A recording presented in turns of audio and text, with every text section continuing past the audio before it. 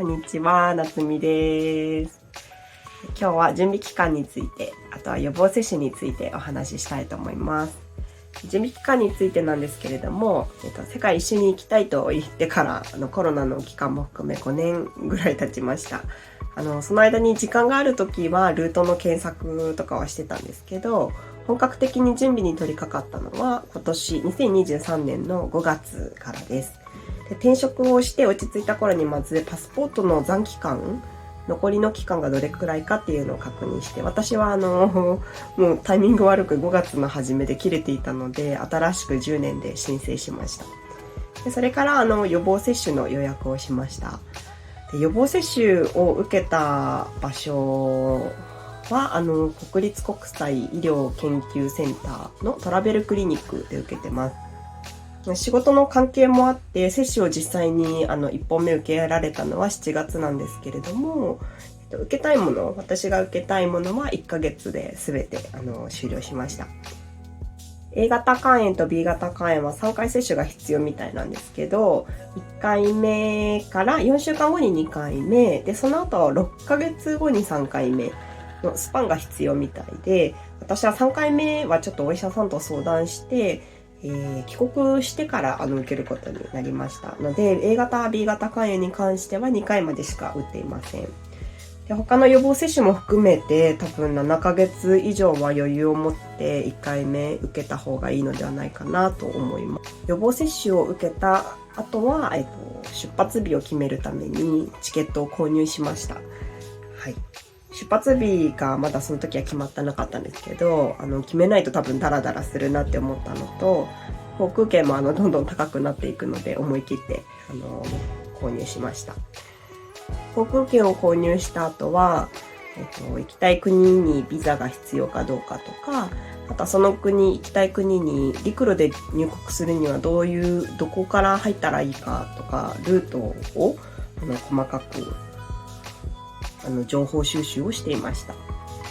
自分好みの旅のスタイルに合わせた持ち物も厳選して必要なものは購入をしていました。その期間も。はい。あとはここまで一通りチケットももう購入したら、あとはしこたま働くだけでして、7月にもうチケット購入して予防接種も受け終わった後はもうずっとひたすら働いてました。副業 OK の職場だったので、平日は主たる職場で、土日祝日は副業で働いてたんですけど、職種を変えたのもあってすごく気分転換にもなって楽しく働くことができました。12月になってからちょっと体調崩して声があれなんですけど、期間限定だと思って頑張って働いてお金を貯めるという過ごし方をしてました。で、12月に入ってからちょっと追い込まれるように一気に活動を開始したんですけど、今までやったのが、まず持ってくカードの整理、クレジットカードとかデビットカードの整理をしました。3年前に発行したものもあれば、今回12月に2枚ぐらい新しく発行したのもあります。あとは口座を、それらのカード、口座を全部統一しました。で、オンライン決済が全部できるようにアプリダウンロードして登録したりだとか、やっぱ電話番号、携帯の電話番号が必要なものが多かったので、出発してからは多分、アプリダウンロードできても口座の登録とかがちょっとできないなというふうに感じてますので、出発前に全部整備していこうかなという感じです。あとはベトナムのチケット、1カ国目のベトナムのチケットは買ってたんですけど、宿の予約がまだだったので宿の予約をしました。はい、あとは向こうで使用するかなっていうアプリをいろいろ調べてみてダウンロードして、Uber とかね、そういうのも登録が必要だったので、クレジットカードも登録して Uber もダウンロードして、なので使用するであるアプリをだいたいこっちで全部網羅してダウンロードしてあります。あとはスマホの番号を保持するために月額290円とか安い価格でね、自分のもう15年以上の付き合いの番号なので、できればそのままにしていきたいので、何かいいものないかなっていうのを検索して、日本通信と eSIM に切り替える手続きを今しました。あとは1年間の有効期限がある国際免許証を12月に発行なので、12月の頭に取ったから来年の12月頭くらいまでは使えるってことですね。はい。あとは US ドルの換金をしました。現金として US ドルを持っていこうと思っていたので、それをオンラインで注文して自宅に届けてもらう書き留めでっていう手続きをしました。私はドルユーロっていうところを使っています。あとは海外旅行保険の申請はもう使いたい会社は目処がつけてあるので、あとは登録だけなんですけど、一番初めはクレジットカード付帯の無料の保険でカバーできるかな、3ヶ月って思っているので、出発してから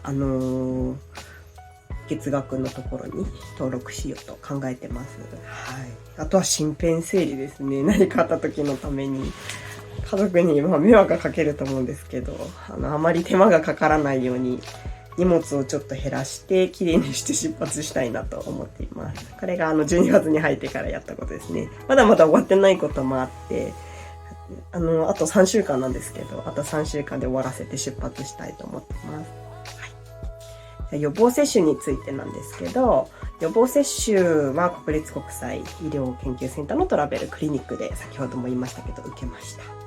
で、世界一行く方、多分タイのスネークファームで受ける方が多いかと思うんですけど、私はコロナのワクチンで副反応が出た後だったので、なんか行ったことのない国に一人で行って、副反応起きて苦しむっていうのがすごく切ないなと思ったので、ちょっと日本で受けていこうって思っていました。はい。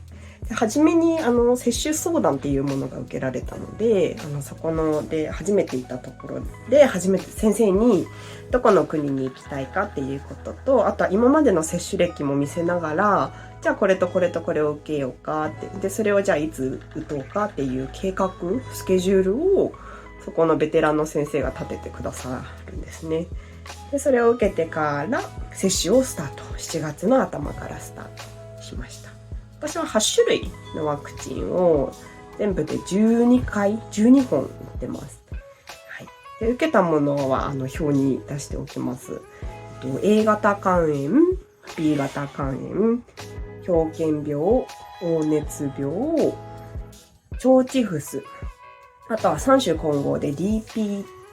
ジフテリア100日咳破傷風の混合ワクチンと MMR、風疹、麻疹、ムンプス、おたふく風邪の、3種混合。それから水筒、帯状疱疹が一緒になっているものを受けています。全8種類。で、マラリアについてはちょっと悩んでたんですけど、洋服や虫除けで十分に対策を講じてくださいって。現地にも一応内服薬は販売しているので、必要だなって感じたらそこでも購入できますよって言われたので、じゃあそのようにしようかなと思います。マラリアに関して。でこの間友達とご飯を食べてて、世界で一番人間を殺してるのはなんだっていうクイズを出した時に、蚊はって自信満々に答えた友達がいたんですけど、蚊だそうなので、十分に蚊には気をつけていきたいと思っています。副反応については、腸チフスが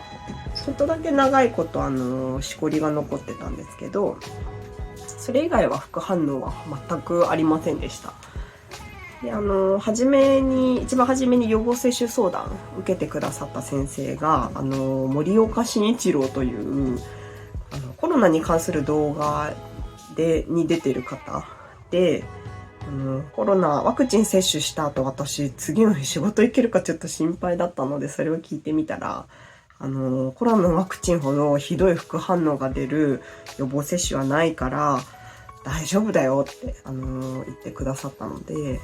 なのでスネークファームでも大丈夫かもしれないですね。はい。私は日本で受けてよかったなと思います。でも日本脳炎ともう一つぐらい髄膜炎は受けてなくて、接種歴もないので、それはタイに行って、もし心に余裕とね、時間とお金に余裕があったら、スネークファームで受けようかなと思ってます。はい。価格についてなんですけど、接種相談、一番初めに受けた接種相談が3168円。で、あとはこの後ワクチンは1本あたり税込みの価格でいきます。A 型肝炎が7700円、B 型肝炎が6050円、狂犬病が12100円、黄熱病が17930円、で腸チフスが7150円、で DPT が5500円、で MMR が7150円、水痘帯状疱疹が7700円でした。で、この8種類を全部それぞれ必要回数受けて、トータルで12本受けたわけですけど、じゃあその、接種相談も含め、予防接種の総額を発表いたします。ダダダダダダダダダダダダダダダン。112,398円でした。大金ですね。ちなみにこれは年末の医療費控除対象外でした。はい、残念。一応ここに表を載せておきます。なので、これのためのお金も確保した状態で、貯金は進めていった方がいいなと思います。はい。スネークファームで打つと多分、もっともっと安く、打てるんだと思いますので、もしお気になる方、そちら調べてみてください。はい。では、本日の動画は、準備期間についてと予防接種について、お話しいたしました。また次の動画でお会いしましょう。ご視聴ありがとうございました。さようなら。